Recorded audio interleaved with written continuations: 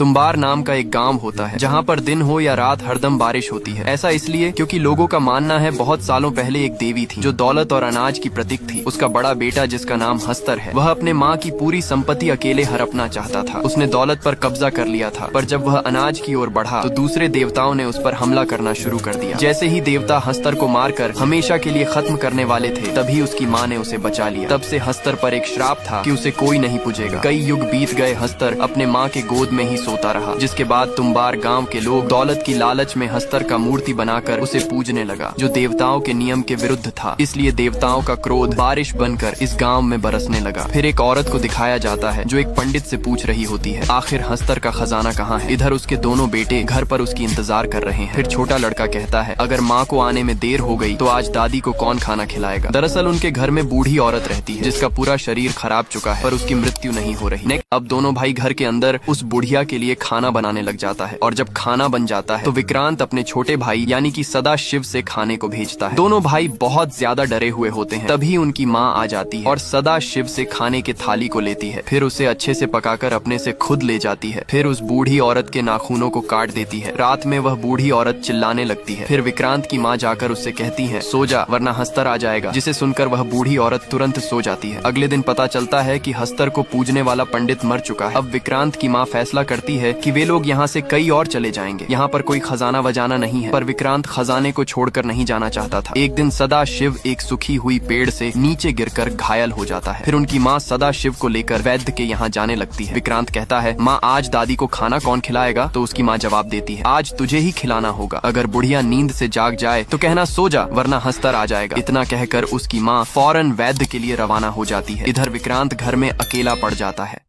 अब विक्रांत घर पर अकेला होता है। वह दादी के लिए खाना बनाने की तैयारी करने लगता है। तभी दादी जाग जाती है और गुणगुणाकर गाना गाने लगती है, जिसे सुनकर विक्रांत की हालत खराब हो जाता है। फिर विक्रांत को खजाने की लालच देकर दादी अपने पास बुला लेती है। विक्रांत कहता है, बताओ खजाना कहाँ है। लेकिन उसकी दादी कहती है, पहले खाना लेकर आ, नहीं तो मैं तुझे ही खा जाऊंगी। अब विक्रांत बहुत घबरा जाता है और अपनी माँ की कही हुई बात याद करने लग जाता है, पर उसे ठीक से याद ही नहीं आता है। तभी उसकी दादी आकर उसके पैर पर एक जंजीर लगा देता है और फिर उसे खींचकर अपने साथ ले जाने लगती है। फिर जैसे ही उसकी दादी उसे मारने वाली थी, तभी विक्रांत कह देता है, सो जा वरना हस्तर आ जाएगा। इसे सुनते ही वह सो जाती है। इधर उसकी माँ रोते हुए घर वापस आ जाती है, क्योंकि सदा शिव की रास्ते में ही मौत हो चुकी है। अगले दिन सुबह ही वे दोनों तुम्बार गांव छोड़कर जाने लगते हैं, लेकिन विक्रांत वहां से नहीं जाना चाहता है और अपनी माँ से कहता है, अगर दादी को खाना नहीं देंगे तो वह जरूर बता देगी खजाना कहाँ पर है। पर उसकी माँ वापस जाने से सख्त मना कर देती है और विक्रांत से एक वादा करने को कहती है कि आज के बाद तू कभी इस तुम्बार गाँव में लौट कर नहीं आएगा। अब विक्रांत 15 साल बाद फिर से अपने गांव तुम्बार आता है। वह खजाने की लालच में अपने माँ से किए हुए वादे को भी तोड़ देता है। फिर विक्रांत सीधा अपने पुराने घर पर जाता है, जो अभी एक खंडहर बन चुका है। चारों तरफ बस जंगल ही जंगल होता है। फिर विक्रांत उस कमरे में जाता है जहाँ पर उसकी दादी रहा करती थी। वह देखता है उस कमरे में बहुत सारे जड़ें उगी हुई होती। जिसके बाद विक्रांत अपने दादी को देखता है, जिसकी हालत बद से बदतर हो गई, लेकिन फिर भी उनकी सांसें चल रही होती है, जिसे देखकर विक्रांत बहुत खुश होता है, क्योंकि उसके दादी को खजाने के बारे में पता है। अब उसकी दादी एक समझौता करती है। वह विक्रांत को खजाना की जगह बताने के बदले में अपने आप को इस नर्क से मुक्त कराना चाहती है। अब विक्रांत को दादी की मदद से पता चल जाता है कि खजाना कहाँ पर है। दरअसल खजाना ठाकुर के हवेली में एक कुएं के अंदर होता है। विक्रांत खजाने की जगह तो जान चुका था, लेकिन दिक्कत ये थी वह एक बार में कुछ ही खजाने को कुएं से निकाल पाता था। पर ऐसा क्यों, उसे जानेंगे किसी और पार्ट में। समझौते के हिसाब से विक्रांत अपने दादी के कमरे को आग लगाकर जला देता है, जिससे उसकी दादी अब हमेशा के लिए मुक्त हो जाती है। फिर विक्रांत अपनी फटी हुई हाल पर ही घर वापस आता है और वह देखता, अब विक्रांत घर पहुंचकर अपने बीवी के साथ मजे करता है। फिर वह अपना हुलिया सुधार कर एक पंडित के घर जाता है, जिनसे विक्रांत ने ब्याज में कुछ पैसे ले रखे हैं। फिर विक्रांत पंडित को एक सुवर्ण मुद्रा दिखाता है। पंडित मुद्रा देखकर कहता है, कहाँ से मिली ये सुवर्ण मुद्रा। तो विक्रांत जवाब देता है, आपको इससे क्या खरीदना है या नहीं वो बोलो, ये मेरी पुश्तैनी चीज है। सुवर्ण मुद्रा के बदले पंडित विक्रांत को पैसे दे देता है। अब ऐसे ही विक्रांत तुम्बार जाकर खजाने को लाता है और उसे बेचकर अच्छे खासे पैसे कमाने लग जाता है। ये सब देखकर पंडित भी आश्चर्य में पड़ जाता है। विक्रांत कुछ ही दिनों में एक अमीर आदमी बन जाता है। इधर पंडित के मन में भी लालच जाग जाता है। फिर वह राज जानने के लिए विक्रांत के घर में जाता है। बहुत कोशिश करने के बावजूद भी पंडित कुछ पता नहीं कर पाता है और फिर जाते जाते विक्रांत से कहता है, तुम जो भी धंधा कर रहे हो मुझे भी उसमें शामिल कर लो। हालांकि विक्रांत उसे अपने काम के बारे में कुछ नहीं बताता है, जिसके बाद पंडित वहाँ से निराश होकर चला आता है। अब विक्रांत को एक बेटा होता है। उसकी जिंदगी मजे से कट रही होती है। वह एक राजा की तरह जीवन यापन करता है। पंडित विक्रांत पर नजर रखने के लिए एक लड़की को उसके घर में कम पर लगा देती है। फिर रात में लड़की विक्रांत को पैसे दिखाकर कहती है, अगर आप मुझे इससे ज्यादा पैसे देंगे तो मैं बता दूंगी कि ये पैसे कहाँ से आए हैं।